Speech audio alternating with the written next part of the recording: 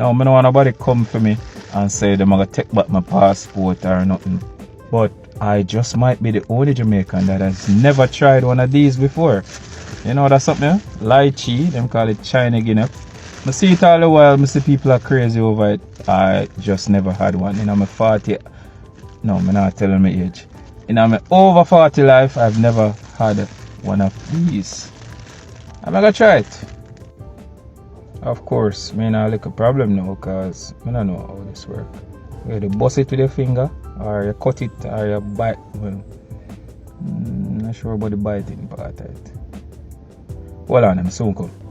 Alright, so I'm bust it. Kind of look like a sea urchin or a sea egg. No bad at all, no. Remind me of a Guinea mixed with a sweet sap. I can carry it home and make my kids them try it. Yeah, so this is part 2. I've put the lychees in the fridge, so you know, kind of how it is. Or somebody in the comments say it's called rambutan, but you know, I'm gonna give it to the kids now. Alright, so this is the first kid.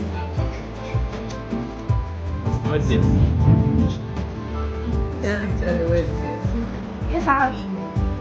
Alright, so this is the second kid.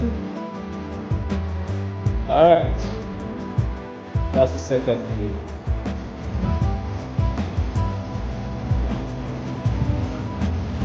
Alright, try it now. I'll wait for it. Don't bite it quick, just. Alright, looks like Michael like it. You like it? Samia, what do you think about it? I guess there'll be a part 3.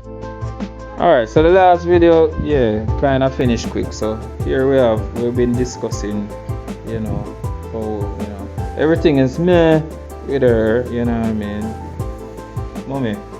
Like probably coconut. Tastes like a coconut to you? Store all my What you say, Michael? What you say? I think I agree with mommy. It does taste like coconut a little bit. You as a Guinea lover, She stole she stole all my commentary.